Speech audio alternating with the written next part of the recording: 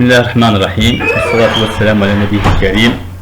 معكم الأستاذ عامو أستاذ اللغة الفرنسية بمعهد الآداب واللغات الأجنبية للمركز الجامعي لمغربية. Donc sans tarder, on va entrer directement dans le vif du sujet. L'intitulé de cette leçon est les voies du verbe. Qu'est-ce qu'une voie du verbe et qu'est-ce qu'on entend par les voies du verbe? Donc, les voies du verbe sont les formes prises par le verbe pour exprimer le rôle du sujet dans l'action. Ça veut dire quoi? Ça veut dire comment se déroule l'action, comment se présente-t-elle. Est-ce le sujet qui fait réellement l'action ou bien le sujet ne fait pas l'action mais subit uniquement l'action? Dans ce cas de figure, lorsque le sujet fait l'action, nous sommes à la voie active. Le sujet fait réellement l'action. Quand je dis Roméo aime Juliette, ça veut dire que c'est Roméo lui-même qui aime Juliette.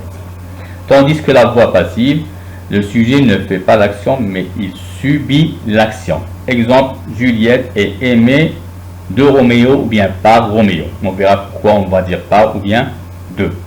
Dans ce cas-là, ce n'est pas Juliette qui fait l'action, mais elle subit l'action d'être aimée par Roméo. Le sujet grammatical est Juliette, mais le sujet réel, c'est Roméo. Pour passer de la voie active à la voie passive, il doit se réunir des conditions. Sinon, on ne peut pas effectuer un passage de la voie active à la voie passive. Dans la phrase que nous avons ici, nos amis construisent cette maison. Nous avons un sujet qui est nos amis, construisent c'est le verbe, et cette maison c'est un complément d'objet direct. À la voie passive, on va dire cette maison est construite par nos amis. Nous avons un sujet, un verbe, et non pas un complément d'objet direct, mais un complément d'agent. Quelles sont les caractéristiques maintenant de la voie passive? Avant de faire le passage de la voie active à la voie passive ou bien vice versa, il faut tout d'abord savoir les caractéristiques de la voie passive et les caractéristiques bien évidemment de la voie active. Dans la voie passive, le sujet subit l'action. Ça veut dire que le groupe dans une phrase qui était dans une phrase active, un complément d'agent, devient dans la phrase passive un sujet. Dans la deuxième condition, bien la deuxième caractéristique, le verbe est toujours conjugué avec l'auxiliaire être.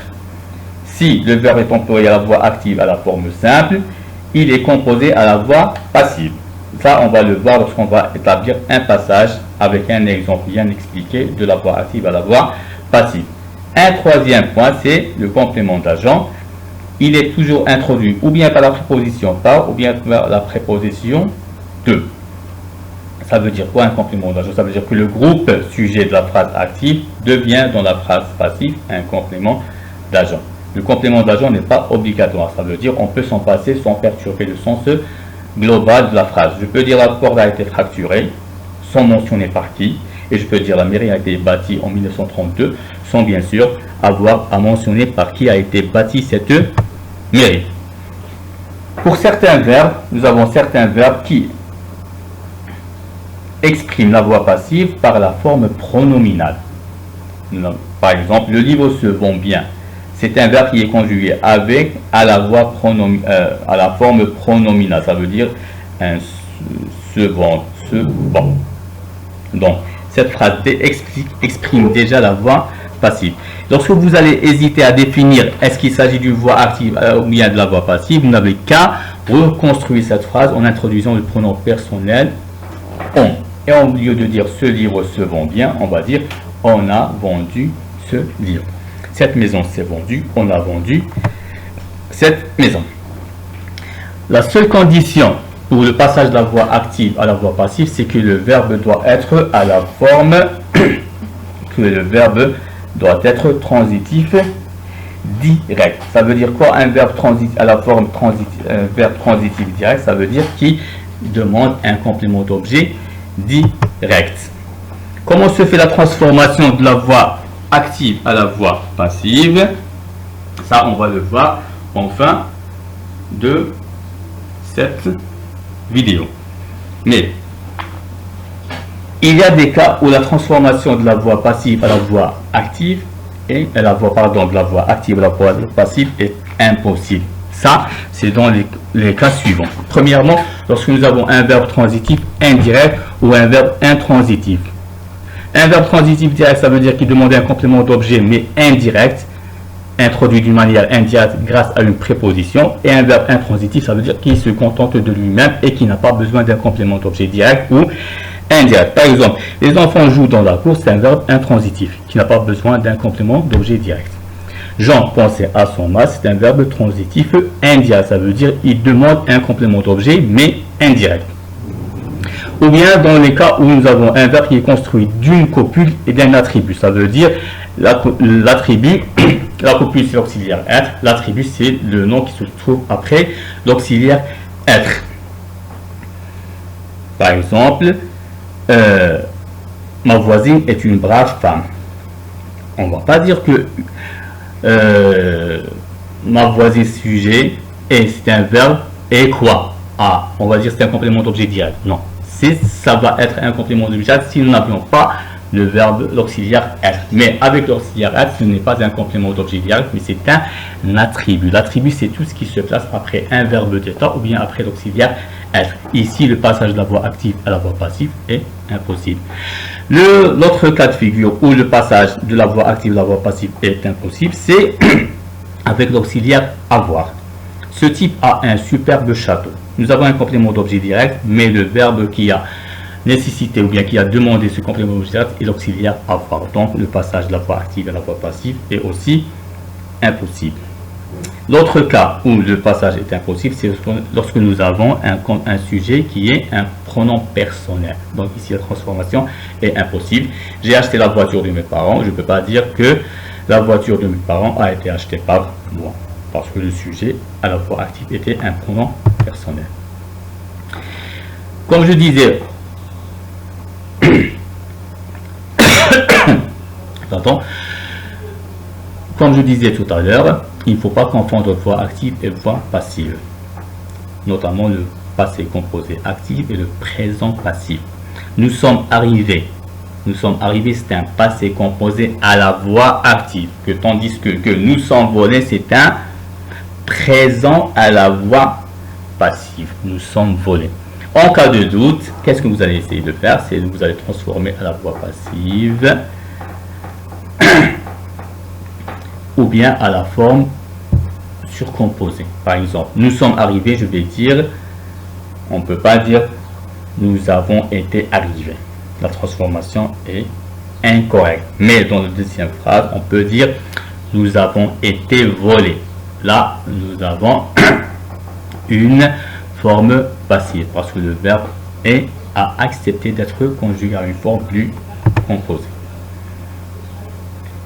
Bien sûr, comme toute leçon de grammaire, il y a toujours des problèmes qui vont surgir.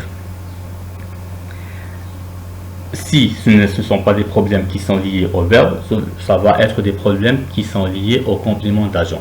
Dans ce cas-là, il ne faut pas confondre entre un complément d'agent, par exemple, et un complément séquentiel de lieu. Par exemple, dans la phrase suivante, le voleur est arrêté par la police. Par la police, c'est un complément d'agent. Mais dans la phrase suivante, nous sommes passés par la cuisine. Par la cuisine, ce n'est pas un complément d'agent, mais c'est un complément séquentiel de lieu. Donc la phrase est conjuguée, ou bien la phrase est mise à la forme active. Le dernier point que nous allons aborder dans cette vidéo, c'est comment former le ton de la voix passive.